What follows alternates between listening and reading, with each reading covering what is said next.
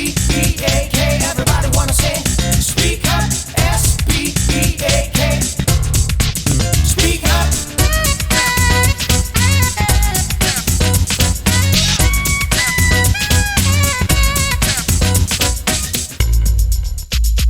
In this issue of Speak Up, Future Shock special reading, a car toll that works, Michael Moore and his Oscars polemic, US-France tension, the question of United Nations reform, the men's movement, making it in Milan, Uptalk, We All Speak Up, a short story by Alice Adams, and a song by Good Charlotte. Hi and welcome to issue 194 of Speak Up. We begin on page 4. Future Shock. Ethnic gaps in e-commerce. Despite making up 12% of the population, African Americans accounted for just 4% of online shoppers last holiday season. Online inexperience, as well as the low incidence of credit card ownership among blacks, may be to blame, but experts are optimistic that things will soon change, thanks to the emergence of online retailers like cushcity.com, specializing in goods aimed at black shoppers. A cat's best friend. Feeling a little guilty for leaving your pet cat home alone too often? Ease your troubled conscience with the Panic Mouse, marketed as the world's greatest interactive cat toy. This electronic device consists of a bendable wand with a fake fur ball dangling from it. A computer board built into the invention signals a battery-powered motor which, in turn, creates random jerking and twitching movements. Costing $29.95, the Panic Mouse can be purchased at www.panicmouseinc.com. Do you know where your children are? A series of child abductions last summer in the United States prompted the invention of a now popular and easy-to-use gadget, the world's first personal locator. Resembling a plastic watch in cosmic purple or galactic blue, and costing $399 plus a monthly service fee, this accessory by Wearify Wireless in California is really a satellite location device. It transmits the wearer's location with signals from the Global Positioning Systems network of satellites. Parents can then learn the location of their children via internet or by calling a Wearify operator. For more information, visit www.wearifywireless.com. Why is she crying? A crying baby is enough to send an anxious new parent over the brink. No longer. Thanks to a recent invention, Why Cry, by a Spanish electronics engineer, you can now decipher, apparently with 87% accuracy, just why your baby is crying. This calculator-sized gadget listens to a baby's cry for 20 seconds before illuminating one of 5 icons corresponding to a specific psychological or emotional state, such as hungry, sleepy, or bored. Selling for €95 in Spain, Why Cry should be appearing shortly in an English language version. Bead reading. Natural birth control made easy and effective? Well, just maybe with cycle beads, a necklace-like gadget that helps women keep track of their fertile days. A red bead indicates the start of the menstrual cycle, brown beads mark infertile days, and glow-in-the-dark beads indicate the fertile days. Clinical trials have shown that the beads are 95% effective. When used properly, of course. Cycle beads can be purchased for $12.50 at cyclebeads.com. Speak up. Piers Grimley-Evans looks at the effects of Mayor Ken Livingstone's decision to charge motorists for the privilege of driving in central London. When cars first replaced horses in London, everyone was delighted. Thank goodness the streets would no longer be full of smelly dung. But Londoners have changed their minds about cars since then. This February, in fact, the city launched a radical scheme to cut traffic and make London a nicer place to be in. All motorists coming into the capital between 7 a.m. and 6:30 p.m. now have to pay a £5 fee. Steve Hoonsham of the pressure group Transport 2000 told me the initiative has attracted great interest from everyone everywhere where automobiles diminish the quality of life.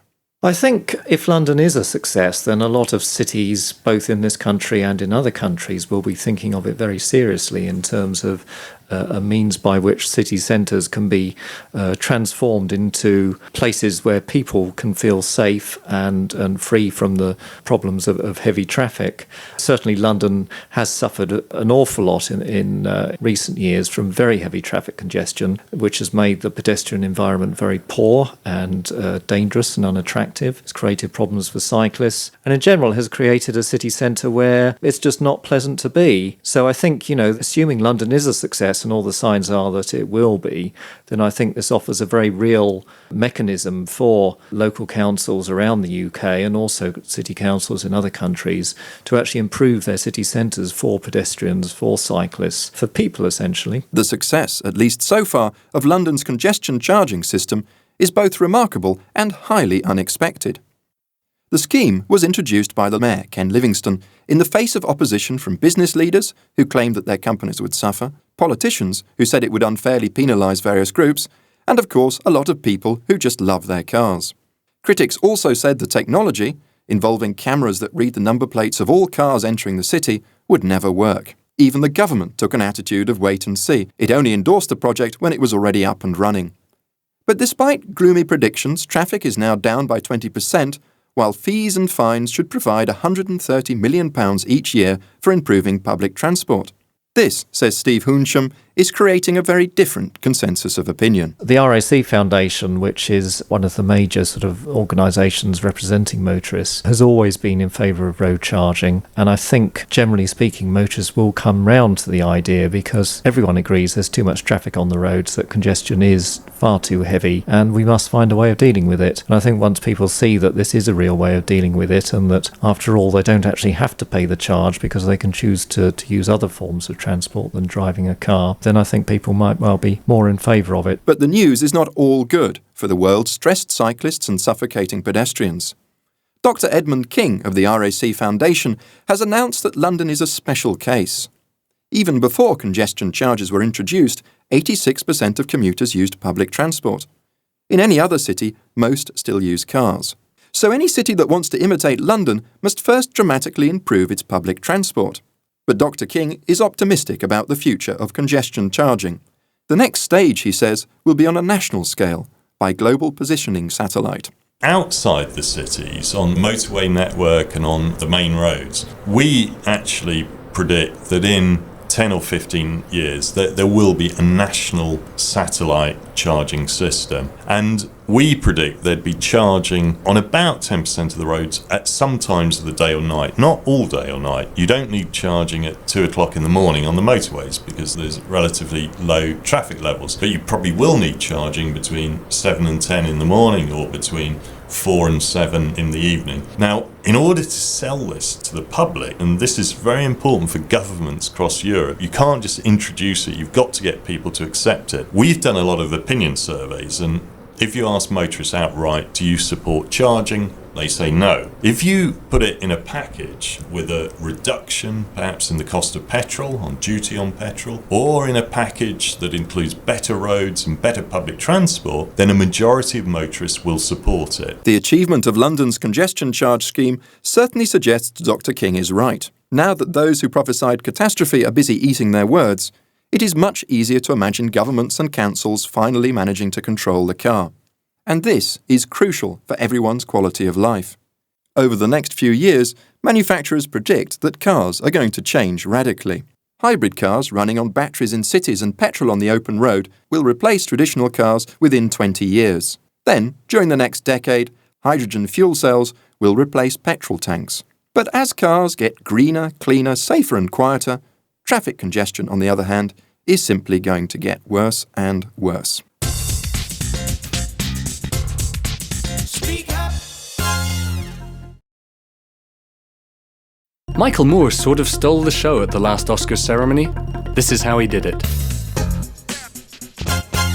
The highlight of this year's Academy Awards ceremony was undoubtedly Michael Moore's acceptance speech for Bowling for Columbine, which was voted Best Documentary. Moore, who had previously ridiculed George W. Bush in his best-selling book Stupid White Men, used the speech as an opportunity to attack the president's decision to go to war with Iraq. On behalf of our producers Kathleen Glynn and Michael Donovan from Canada, I'd like to thank the Academy for this. I've invited my fellow documentary nominees on the stage with us. And we would like to, they are here in solidarity with me because we like nonfiction. We like nonfiction and we live in fictitious times. We live in the time where we have fictitious election results that elects a fictitious president. We live in a time where we have a man sending us to war for fictitious reasons, whether it's the fictition of duct tape or the fictitious of orange alerts. We are against this war, Mr. Bush. Shame on you, Mr. Bush. Shame on you. And anytime you've got the Pope and the Dixie Chicks against you, your time is up. Thank you very much. Not surprisingly, Moore's acceptance speech was followed by a heated press conference. Half the people wanted to carry out on their shoulders and half wanted to throw fruit at you. Oh, that's not what I saw. I saw the entire place stand up and applaud. Applaud a film that talks about how we are manipulated by the fear that's put forth from the White House, that's put forth by corporate America to create a culture of violence. Violence at home and violence abroad. We kill each other at an enormous rate, more so than virtually any other country on this planet.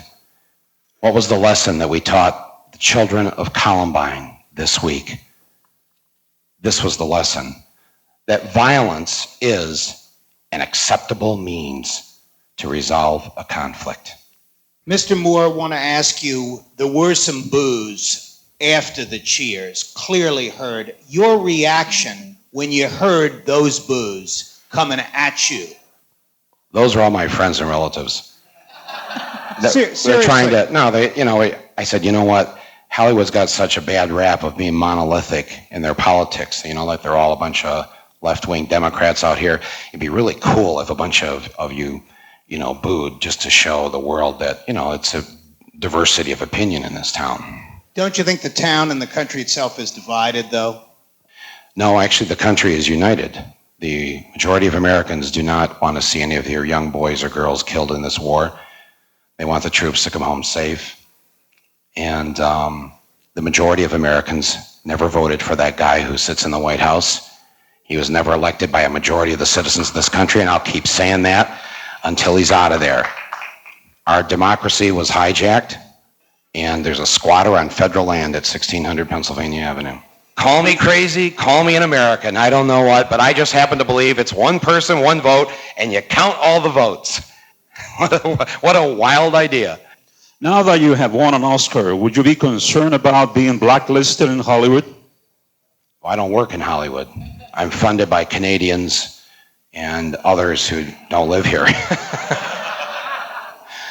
But, it was Hollywood who voted for this award. It was Hollywood that stood when it was announced. Don't report that there was a split decision in the hall because 5 loud people booed. Do your job and tell the truth.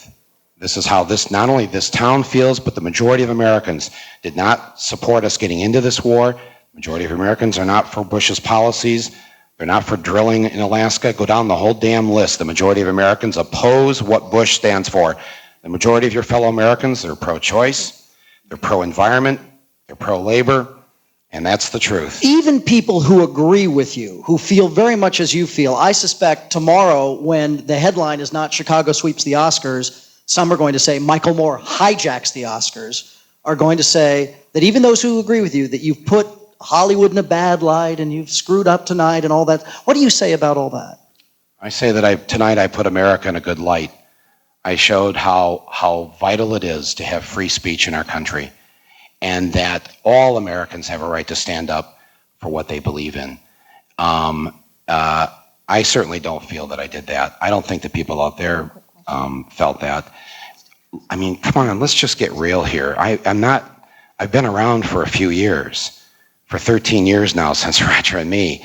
I've got the #1 selling book in the country this week. It's been on the bestseller list now for 53 weeks in LA and 48 weeks in New York, on the New York Times list. More Americans have bought my book in the last year than any other nonfiction book. Something called Stupid White Men, essentially starring George W. Bush, at a time when he was supposedly enjoying great popularity ratings. My finger's on the pulse of where I believe the majority of Americans are at, and it would be irresponsible of me to not say how I felt. And I think anybody voting for me for this award knew that they weren't going to get a speech thanking agents, lawyers of agents, and agents of lawyers. You know, that's just who I am. I'm an honest and sincere person. I feel strongly about what I believe in, but I also love the art of cinema. I love going to a good movie, and every time I set out to make a movie, the first thing I think about is what would I like to go see on a Friday night? Not what political message I want to make, not what thing I want to cover, but what would make a great movie where after 2 hours people would walk out of the theater going, wow, that was a great film. How often do we get that experience? It's so rare. And that's what I set out to do. That's what I hope I did with this film, and I'm honored to receive this award from the Academy and for my fellow filmmakers. And the final thing I want to say about what you said about hijacking, while I was walking up the aisle, I invited all my fellow nominees to come up on the stage with me.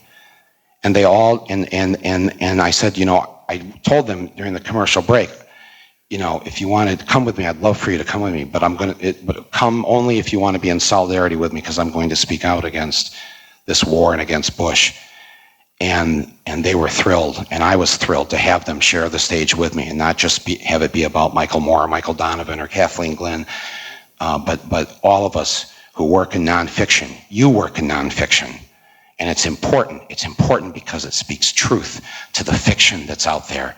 It's so critical these days. We need to reclaim our country. I love my country. I love this democracy. Thank you very much.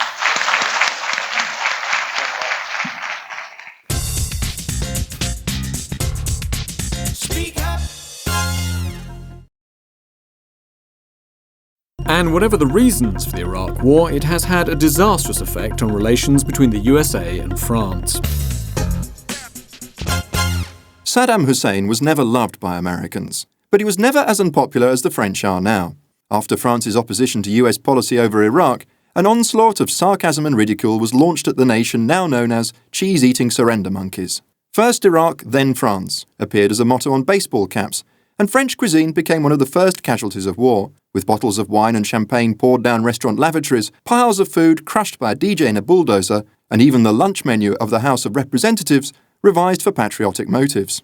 All harmless fun? Not according to Professor James Woolston, who lectures in international relations at the American University of Rome. In the First World War, you had this type of ridiculous changes. In Britain, the German Shepherd dog was changed to Alsatian. My own name was a German name, Waldstein, and my grandfather, who was an American Englishman, felt that having a German-sounding name in 1917 wasn't proper. It's absurd. But that's the way things were in 1917. One had hoped that by 2003 things had changed, but they haven't. If you seriously have people in Congress changing the menus of the restaurant on Capitol Hill, so you don't have French fries, but you have freedom fries, that's a joke. I mean, it should be a joke, but it isn't. It's a promotional exercise when it's a restaurateur in South Carolina who gets a bit of publicity for it. That's fine. It's very disturbing when it's a serious congressman changing the menus in Washington. On American internet sites like Pave France, its name reflects the view that the British need more parking, the assault on French culture has been especially merciless. Alongside reports of serious news stories, such as the quarter of the French population who said they wanted Saddam Hussein to win against the United States, there is a battery of sometimes cruel jokes. Their punchlines reveal the French to be arrogant, selfish, deceitful, cowardly and unhygienic. A stereotype inspired, says Professor Woolston, by a deep sense of grievance. It's a small section of the American political elite and a larger section of an isolationist American public which doesn't appreciate what goes on beyond the borders, very often doesn't appreciate what goes on even on the coasts. So it's limited to a relatively small portion of the society, but it's very strong within that nonetheless. The United States administration felt that since they were right and had the muscle, that anyone who went against this was in some way betraying them. And they couldn't understand how a supposedly friendly country could not appreciate that this was the way. It's blindness which comes from that type of ideological tunnel vision. People like that. One person from a Washington think tank that I spoke to in March was extremely upset, very forthright in saying that it was a betrayal because the French suddenly threatened to veto, and therefore the Americans couldn't possibly go ahead with the second resolution. Although the main target of resentment is France, or the axis of Weasel, Professor Woolston believes America's current mood has implications for all of Europe. Influential commentators like P.J. O'Rourke and Jonah Goldberg have coined the term Euroweenies, derived from the Wiener sausage, as flexible as a European spine, to imply that all Europeans are weak and ineffectual. And many Americans share their opinion that the continent is run by wimps who are unable or unwilling to assist America in the vital task of keeping international peace. Underlying the current outbreak of Francophobia, Professor Woolston detects a major shift in international relations. Euro-American relations will have to be very carefully rethought over the next, many years, because the role of the United States, the role of the EU, Europe as a geographical entity, Europe as a political entity, are in a great state of flux. They've been changing quite dramatically, but not so visibly, but dramatically since the end of the Cold War. The Cold War meant that whatever differences there were between Europe and the United States were lessened, papered over, reduced to near irrelevance by the common enemy and common aim of containing the Soviet Union. So the US and Europe, whether it was NATO Europe or EU Europe, had very similar interests. And the differences didn't come out into the open. Now they've come out into the open. Speak up. Everybody wants the United Nations to be different. Speak Up dives into this question. Given the internationality of the issue, you're obviously going to hear many different accents. While the world was worrying about the imminent war in Iraq, a group of NGOs gathered in Porto Alegre at the World Social Forum to discuss a longer-lived issue, the need for and the direction of a reform for the United Nations. Speak Up was there too. We began by talking to Renate Bloom, head of Congo, Conference of NGOs, with consultative status at the United Nations. We asked about which way the UN should be reformed. Let me say first that as Conference of NGOs, we have the greatest interest to see, following the Secretary General's reform package, that we want to see that civil society has a very active role in the reform. And we want to see in which way civil society or NGOs can participate in the most effective way. They do, and they have done in the past, but now there is a crucial moment. Some governments want to push back the influence of NGOs. They say we are elected. Who are those? The NGOs. Which governments? Oh, shall I tell it to you? Starting with USA? Starting, sure, but then there are some governments which have not open societies, which are oppressive, and I could have a number of those governments, and so they form a holy alliance and push back the influence of NGOs, because NGOs, in a way, have influenced the agenda, I would say, of the UN throughout the World Conferences of the 90s. So what we have at the moment, we have in the Millennium Summit, when all governments came together in a moment of history and came and adopted the Millennium Development Goals, which really are for halving really the poor people by 2015, halving those children dying early, halving those maternal health, and really engage themselves into environmental projects. And they are very specific projects, and they have all come. And this is coming, if you see, this agenda is coming through all these big conferences. They ask, for instance, for gender equality. They ask for children's rights. So it is now in those Millennium Development Goals encapsulated. Some people say the power has been given away from the UN, has been given to international institutions such as the WTO, such as the IMF and the World Bank. So these are the three which are in general powerful today. But they are not as democratic as the United Nations. They are not having all these countries around the table. We want to keep this, and we want to strengthen it, and we want to strengthen some of it. For instance, the Economic and Social Council should have the same power as the Security Council. This is one of the things which we would like to see. Economic and Social Council, as much weight and bite and strength as the Security Council.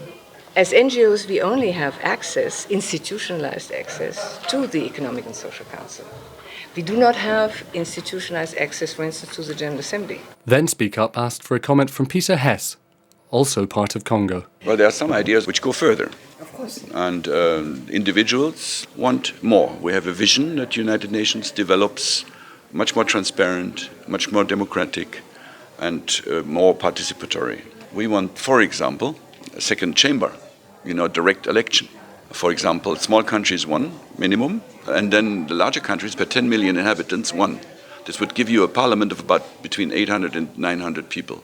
So a world parliament. A world parliament. The next expert you will hear is June Zeitling from the women's activist group We Do. The dominance of the World Trade Organization, the dominant role of the United States and transnational corporations, and the Washington Consensus and emphasis on growth and not on distribution and dealing with development and poverty eradication. Those trends are very real, but I think from our perspective, we don't want to throw out the institutions where we've gained a footing and we've made some progress because they haven't been as effective as we'd like them to be. So we see the need to criticize the UN and to point out the flaws in its functioning and its failure to be an effective counterweight to the other international financial institutions and their sometime too ready willingness to let the United States dominate the discussion and the debate. But I think that means we need to strengthen our advocacy within the UN and strengthen the pressure to make the UN live up to the wonderful vision that's contained in its charter. And I think if you look at the situation beyond the economic arena, where the UN has been very weak and is struggling to maintain a seat at the table and to be able to better interact on behalf of the development agenda with these institutions. But the picture is not all bleak. If you look at the formation of the International Criminal Court, it comes at a time when everybody's saying the UN can't deliver. Well, in fact, they have delivered in the international justice arena, and this court has delivered for women.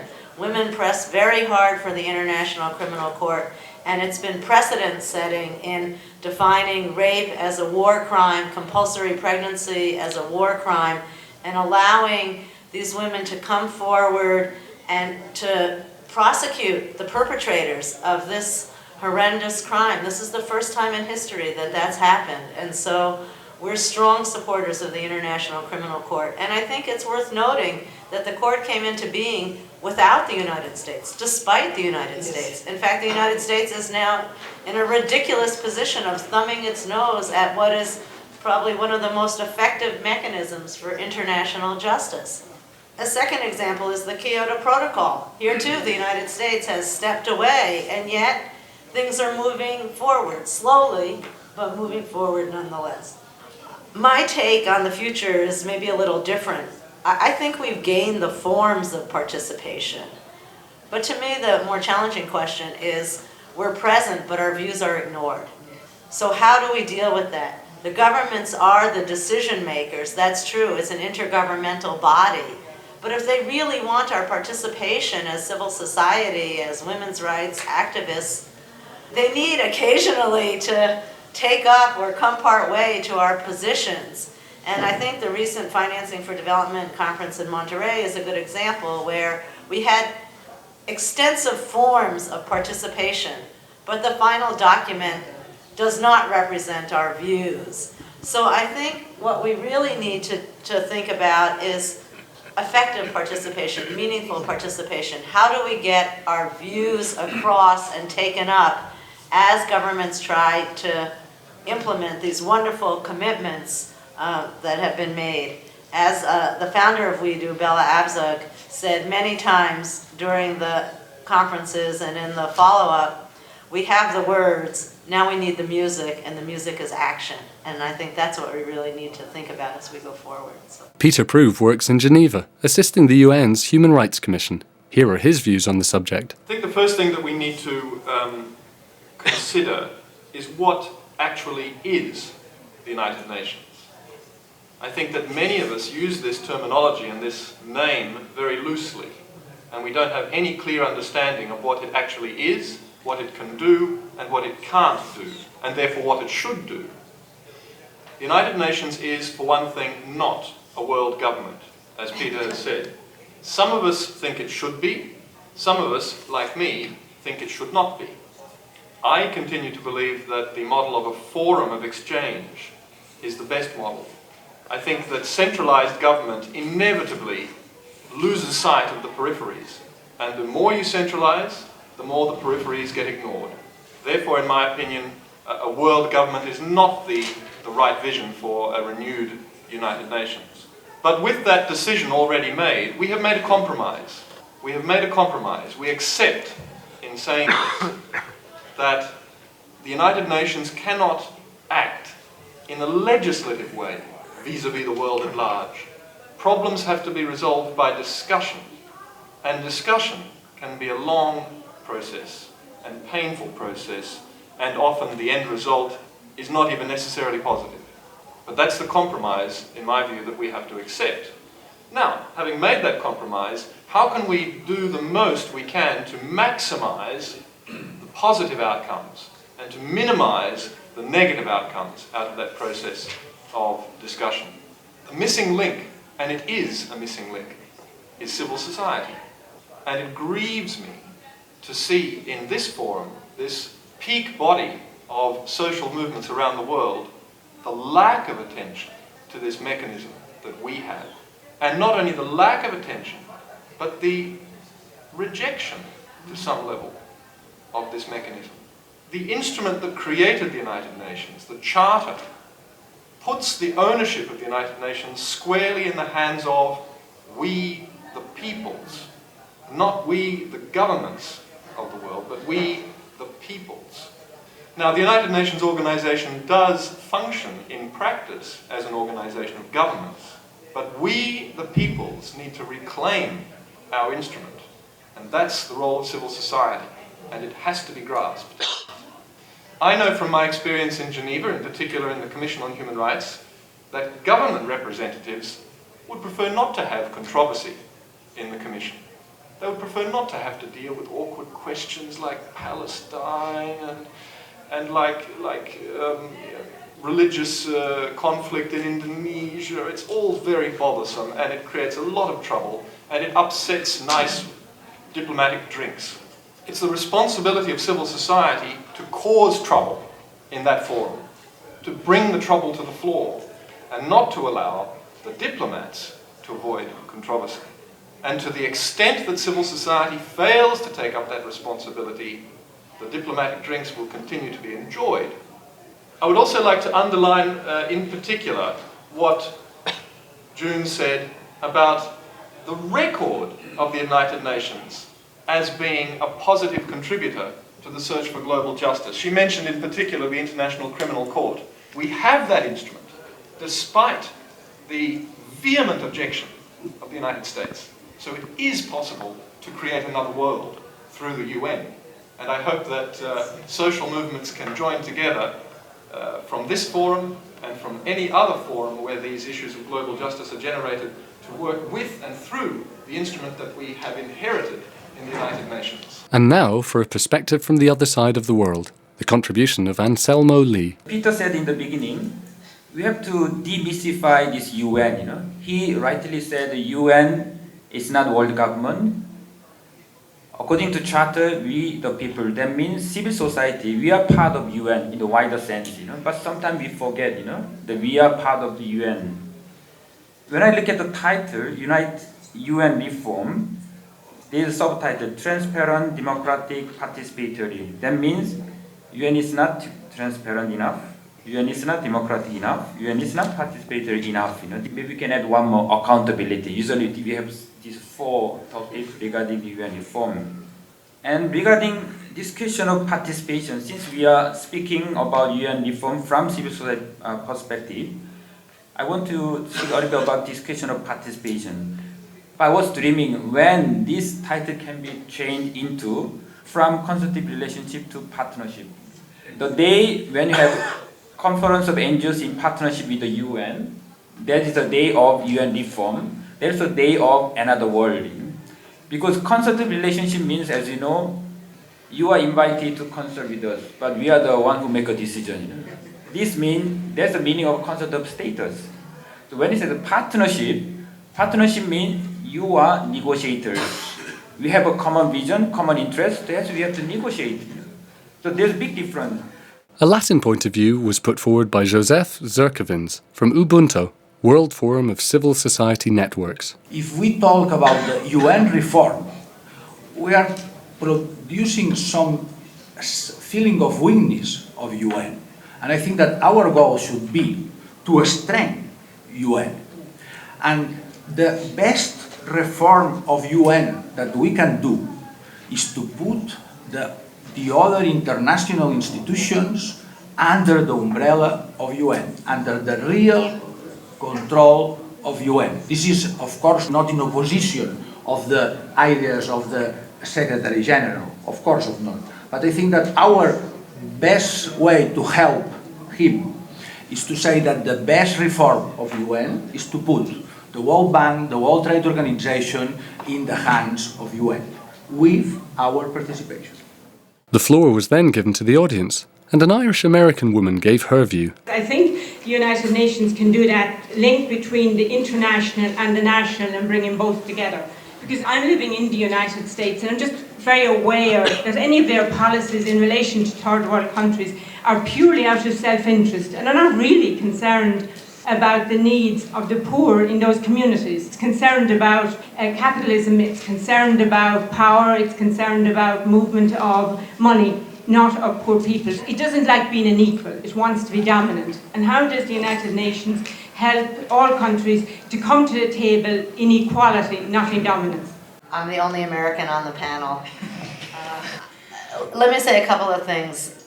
I was going to say that the U.S. presence at this meeting is significant, especially from the grassroots. And that's really important because the U.S. has a very large civil society, and obviously it's not monolithic, it's very diverse, and the gaps between the local level, those who work locally, those who work nationally, and those who work internationally are tremendous. And in our own work at WeDo, we've really come to the conclusion that if you care about a progressive global agenda, you must care about the U.S. policy, and that the gaps between those who work domestically and those who work internationally, if they're not overcome now, we won't achieve our goals.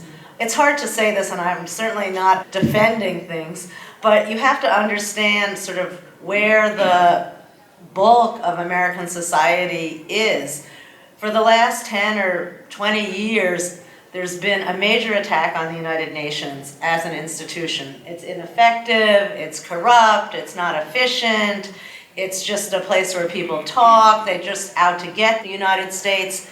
That's all you hear. And frankly, there haven't been too many defenders on the other side. And the Bush administration has definitely taken unilateralism to new extremes, but they didn't, and I'm sorry to say they didn't invent US unilateralism. The failure to ratify the Convention on the Rights of the Child, the US is also one of only a handful of nations that hasn't ratified CEDAW, the Treaty on the Rights of Women.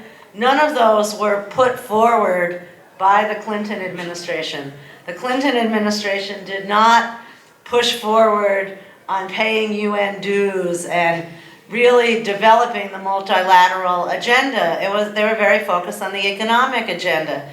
And many of us thought after 9/11 that would open up the possibilities for a new kind of dialogue about global interdependence. And what does that mean? But frankly, I'm sorry to say, except in small circles, probably your friends and my friends and friends of people in this room, that window has really shut. And it's very much about security, and maybe not so much the military security that Bush is talking about.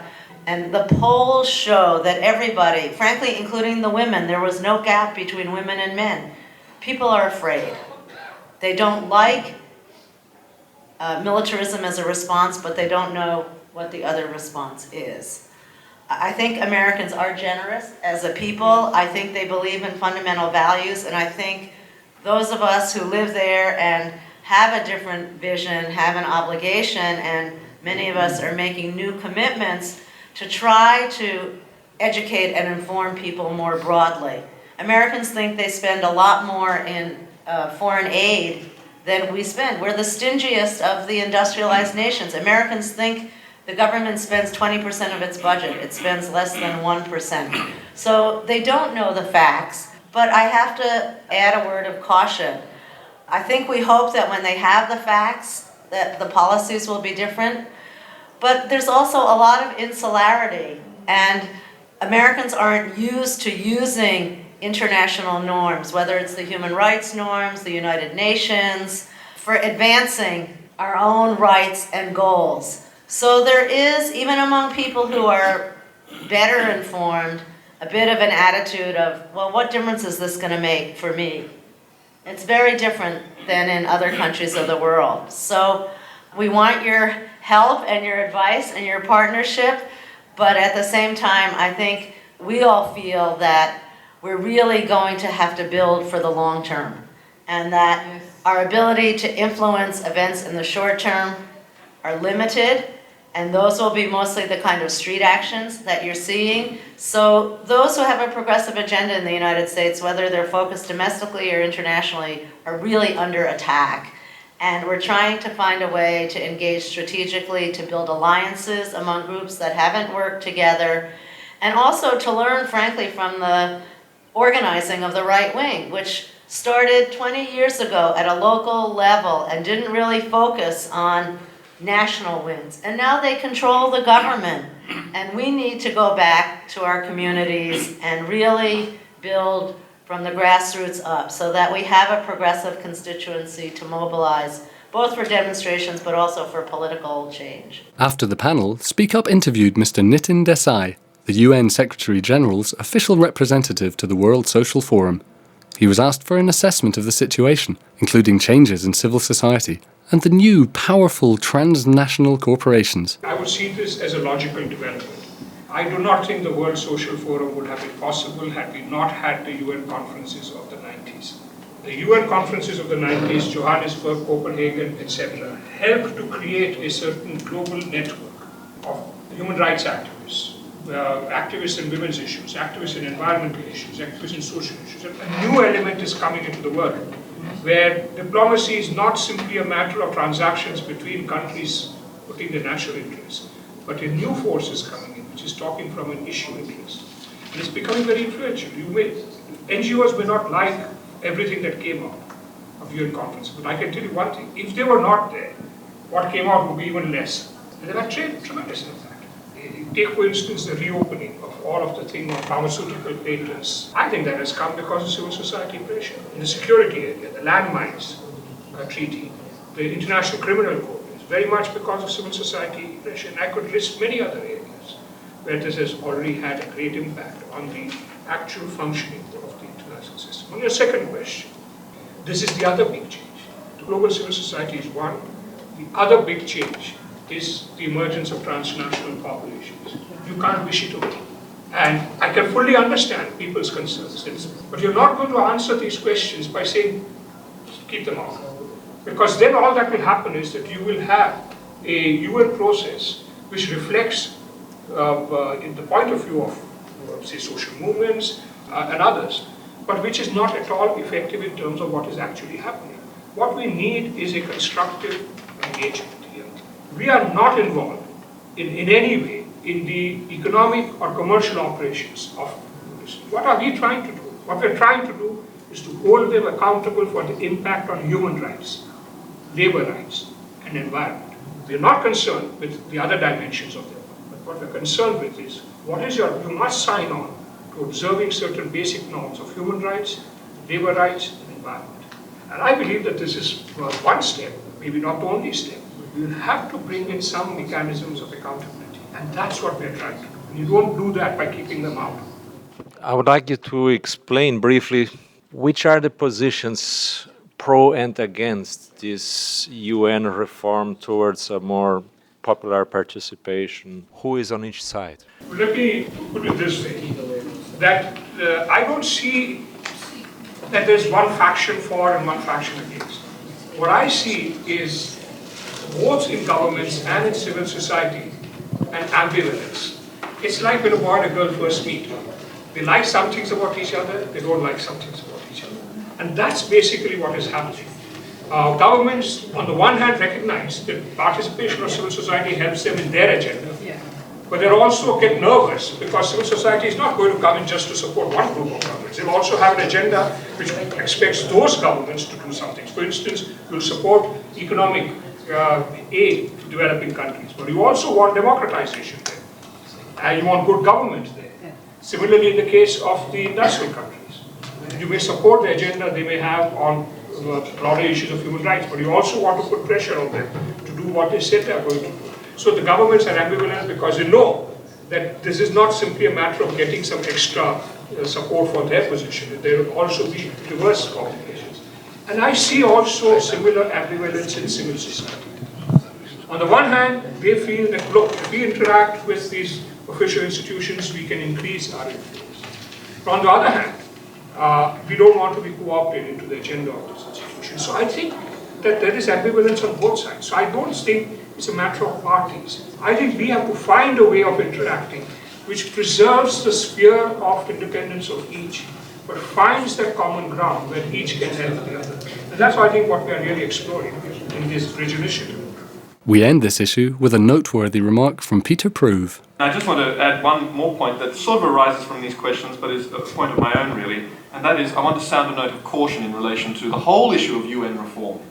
Because the UN is the result of a special historical moment when, in the immediate aftermath of the Second World War, and in the midst of the revulsion at the Holocaust, international cynicism was at an all-time low, and international goodwill was at an all-time high. Those conditions no longer exist. And if we open up the whole kit, the whole structure of UN reform, we will end up with a lesser outcome, a weaker outcome. Speak up. Next, we talk to musician Jackie Levin, who is an active member of the men's movement.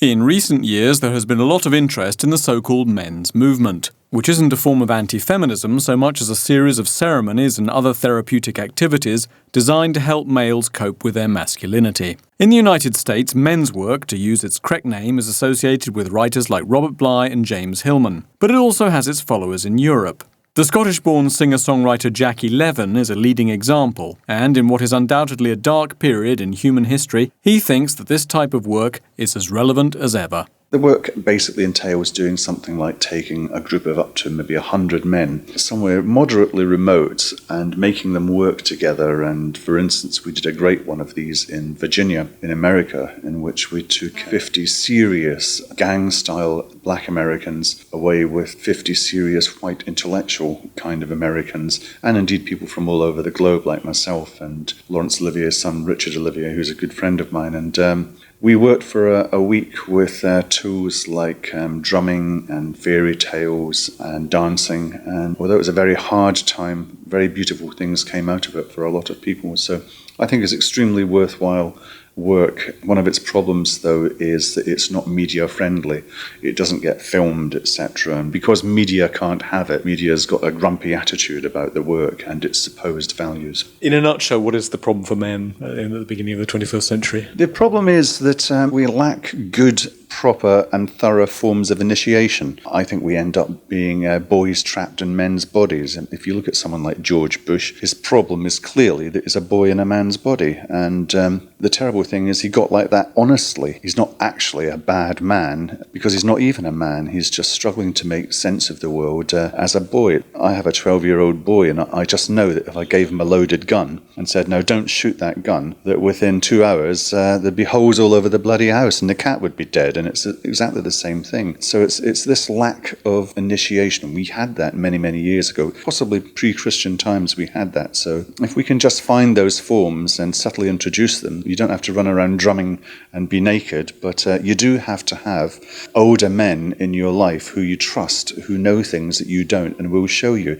and not just hope for the best down the pub with some bastard you work with who's a bit older and who has negative ideas about women that impress you at the time. That simply isn't good enough. The lack of initiation ceremonies, what have you, do you feel like women are more together in this respect? I do, because they form a natural community through things like childbirth and that kind of consideration, which gives their sense of time a more cyclical nature. And this is true just because of things like the menstruation. So that they have this great big bonding thing whereby they have many things to contend with that we don't, and that make them talk and share and initiate in ways which just seem to have disappeared for men. So they do at least have that. They just happen to be women as well. Women live 5 years longer on average than men, and they say it could be to do with the change in lifestyle, that women's lifestyle hasn't changed dramatically since the days of the tribe, whereas men's have. They're no longer running around and using their adrenaline, but just getting stressed out. Do you think this is part of the same thing, or is it unconnected? No, I think that's a very good point, and you just articulated it very well yourself. There are good ideas about things that have happened to men, like going to work and being absent from the family home,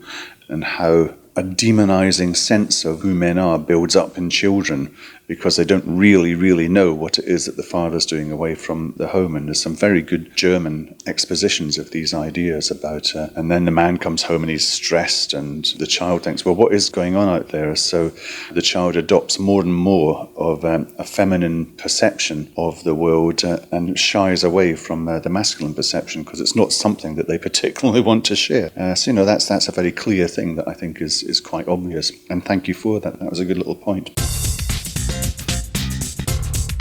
Speak up. After the men's movement, we see how the fashion world moves in its capital, Milan, Italy.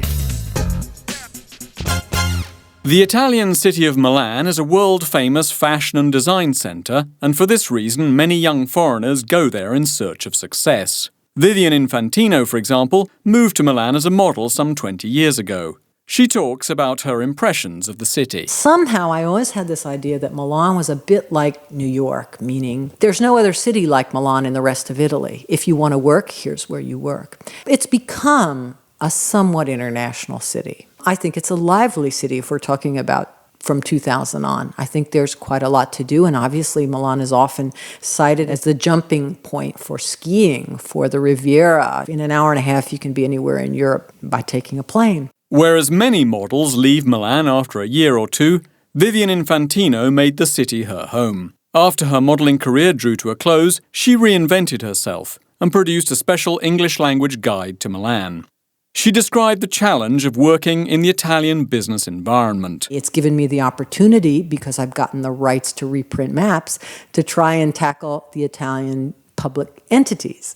And that certainly is a challenge, because you're typical of what happens if you're trying to do business in Italy is the relationship building process. You have to go through a process of they're getting to know you and you're getting to know them before they're comfortable with perhaps providing you information. But I was very pleased, and I guess I should be proud of the fact I was able to obtain the rights to reprint maps for the airport and for the historic center and for the metro system. And I think, for anybody who's thinks of doing their own business here, there's still some cultural differences in which when you are trying to get things done, you still have an issue of understanding business timing. Americans come in, and I'm American, so you come in and you make your presentation and you want to sit down and get that contract signed or get that information today, and somehow that isn't quite how things are done here. I guess I should add that besides doing a little guide to the city, I also work on the English Yellow Pages for Milan. I'm currently the director of the Milan office.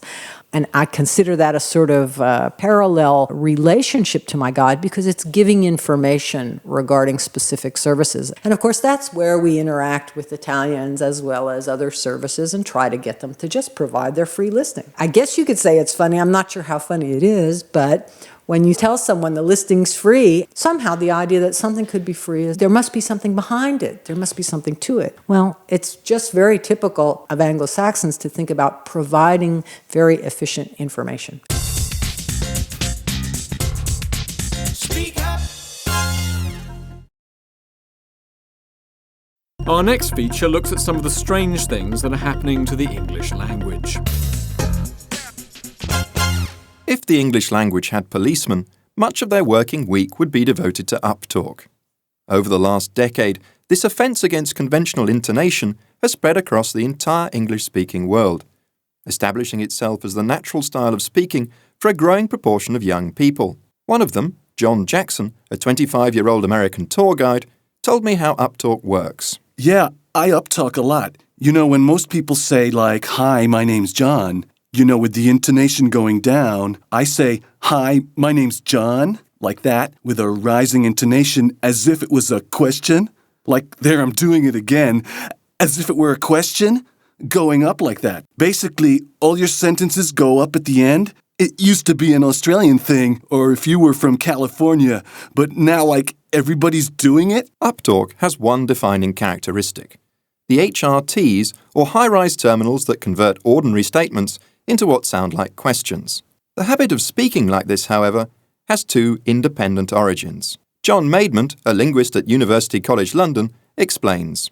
Uptalk is an intonational feature which affects the end of an intonation pattern and produces a high rising tone at the end of an intonation pattern. The important thing about uptalk is that people who use it use this high-rise intonation pattern, high-rise at the end of an intonation pattern, on statements as well as on questions. Certainly, uptalk, or the equivalent of uptalk, not always called uptalk, started, we think, in the Southern Hemisphere, in New Zealand and or Australia. There's good evidence that it was taking place in the 1950s and maybe even earlier in New Zealand, in parts of New Zealand. But at the same time, I think, there was probably a separate development of the same phenomenon in the United States. The word uptalk was first used to describe this intonation in 1993.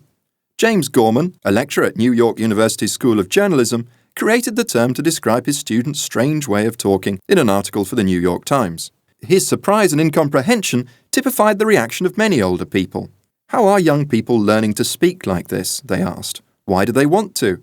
And what does it mean? A decade later, I asked Dr. Maidment, do we have any answers? The simple answer to that is no. There have been lots of theories about why this should be happening. One of the theories is that it shows a lack of confidence in the speaker, a lack of power, if you like, in the conversational relationship, an attempt to show deference in some sense to other speakers. The other thing I think that uptalk is, it's a sort of code for a certain group of people. People like to identify themselves as being members of a group, and young people like to do this perhaps more than others do, I don't know. And therefore, it's a sort of fashion that started as a sort of group identifying feature of speech. Others have found worrying and even sinister explanation for uptalk's appeal. Feminists have taken uptalk's popularity among women as evidence that it reinforces female subordination. Conservatives have attacked it as part of degenerate and imprecise Californian valley speak, even if Australian soap stars like Kylie Minogue are the chief suspects for introducing uptalk to the UK. But even if you don't like uptalk, says John Maidment, you'd better start adjusting. It is, he says, going to be around for a long time. My guess is, and it really is just a guess, that this is a fairly permanent change in the way that certain accents of English use intonational tone. Come back in 50 years and you'll find out whether I was right or not. John Jackson agrees. Uptalk's here to stay, he says, and we should be glad. Yeah, like, uptalk's really cool. Like, you're saying that you're really, really friendly, really want to talk to people. That's, like, really important for me because I'm a tour guide. Mind you, the other day, I was talking to the group and I said, "We're just getting off the coach now?" And this guy said, "Well, you should know you're the tour guide." As if I had said a question. Don't you really hate people like that? Speak up. We conclude this issue with a short story. Maura Shea reads Barcelona by Alice Adams.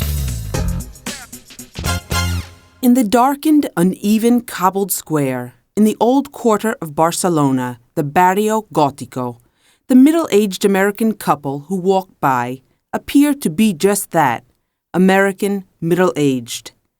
The man is tall and bald. His head shines dimly as he and his wife cross the shaft of light from an open doorway. She is smaller with pale hair.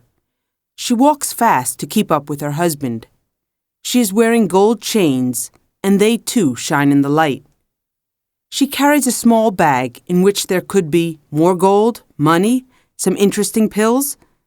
They pass a young Spaniard lounging in a corner, whose face the man for no reason takes note of.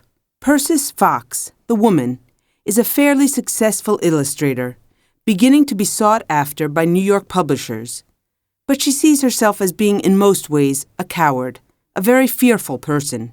She is afraid of planes, of high bridges. She is overly worried by the illnesses of children. A rather boring list, as she thinks of it. Some years ago, she was afraid that Thad, her husband, who teaches at Harvard, would take off with some student, some dark, sexily athletic type from Texas, possibly. More recently, she has been frightened by accounts everywhere of muggings, robberies, rapes. She entirely believes in the likelihood of nuclear war. She can and does lie awake at night with such thoughts, for frozen hours. However, walking across these darkened cobbles in the old quarter of Barcelona, toward a restaurant that Cambridge friends have recommended, she is not afraid at all, only interested in what she's seeing. Just before the square, an arched and windowed walk-up above the alley. Now crenellated silhouettes, everywhere blackened old stones. Also, she is hungry, looking forward to the seafood for which this restaurant is famous. And she wishes that Thad would not walk so fast. By now he is about 5 feet ahead of her in an alley. In the next instant, though, before she has seen or heard any person approaching, someone is running past her in the dark. But not past, he is beside her, a tall, dark boy, grabbing at her purse, pulling its short strap. Persis's first instinct is to let him have it, not because she is afraid. She is not, still not afraid, but from a conditioned reflex, instructing her to give people what they want. Children, her husband. In the following second, a more primitive response sets in, and she cries out, "No!" as she thinks, kindergarten, some little boy pulling a toy away. And next thinks, not kindergarten, Spain, a thief. He is stronger, and with a sudden sharp tug he wins. He has pulled the bag from her and run off, as Persis still yells, "No!" And as, amazingly, she remembers the word for thief. "Ladrón," she cries out, "Ladrón!" Then suddenly Thad is back. Persis has not exactly thought of him in those seconds. And almost before she has finished saying, "He took my bag," Thad is running toward the square where the thief went. Thad is running, so tall and fast, such a sprint, as though this were a marathon or Memorial Drive where he usually runs. He is off into the night as Persis yells again, "Ladrón!" and she starts out after him. Persis is wearing low boots, thank God, not heels, and she can hear Thad's whistle, something he does with 2 fingers in his mouth, intensely shrill, useful for summoning children from ski slopes or beaches as night comes on. Persis, also running, follows the sound.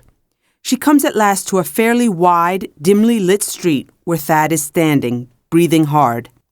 She touches his arm. "Thad!"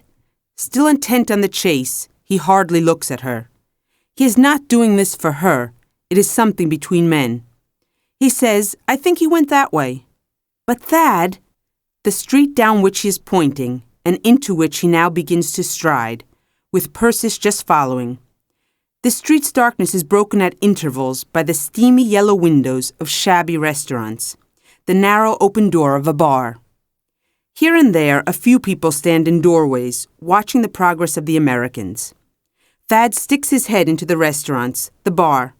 "I don't see him," he reports back each time. Well, of course not. And of course each time Persis is glad that the boy is hidden somewhere, gone, safe as she and Thad are safe. They reach the end of the block, where from behind them a voice calls out, in English, not loudly, "Lady, this your bag?" Thad and Persis turn to see a dark, contemptuous young face, a tall boy standing in a doorway. Not, Thad later assures Persis, and later still their friends, not the thief whom he saw as they first crossed the square and would recognize. But a friend of his?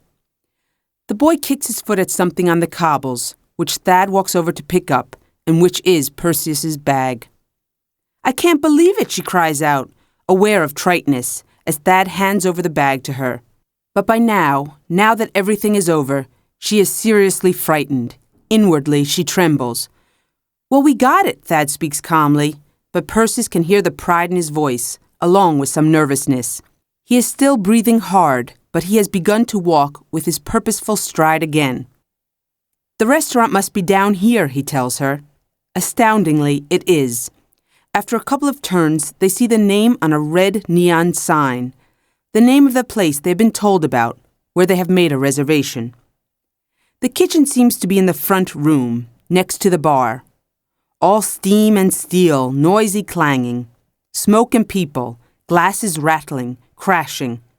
"I really need a drink," Perseus tells Thad, as instead they are led back to a room full of tables, people, many Americans, tourists, all loud and chattering. At their small table, waiting for wine, with his tight New England smile, Thad asks, "Aren't you going to check it? See what's still there?" Curiously, this has not yet occurred to Perseus as something to be done. She has simply clutched the bag. Now as she looks down at the bag on her lap, it seems shabbier, a battered survivor. Obediently, she unsnaps the flap. "Oh, good, my passport's here," she tells Thad. That's great. He is genuinely pleased with himself. And why should he not be, having behaved with such courage? Then he frowns. "He got all your money?"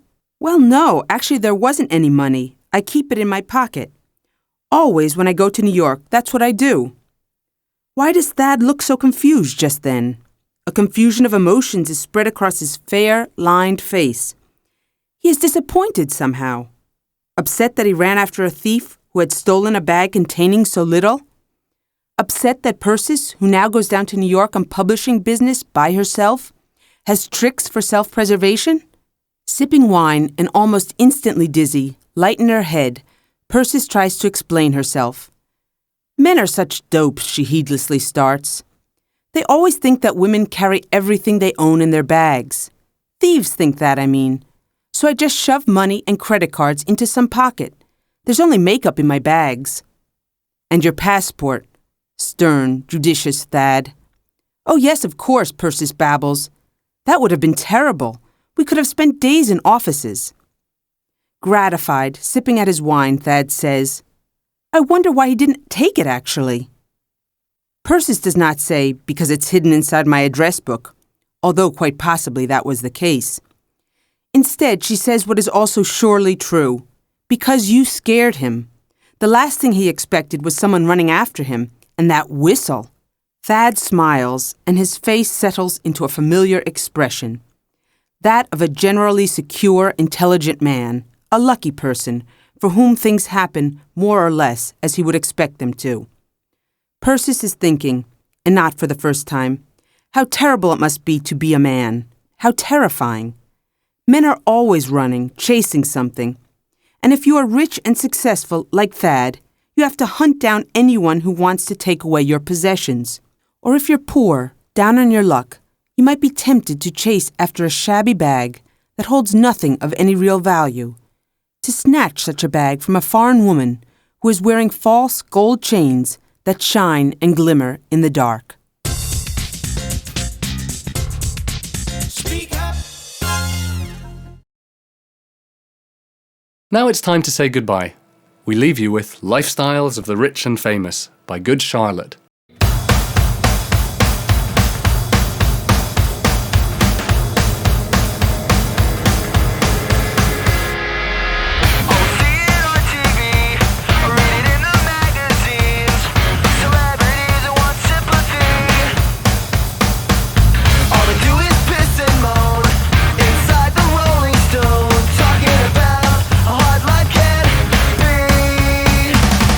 I'd like to see them spend the week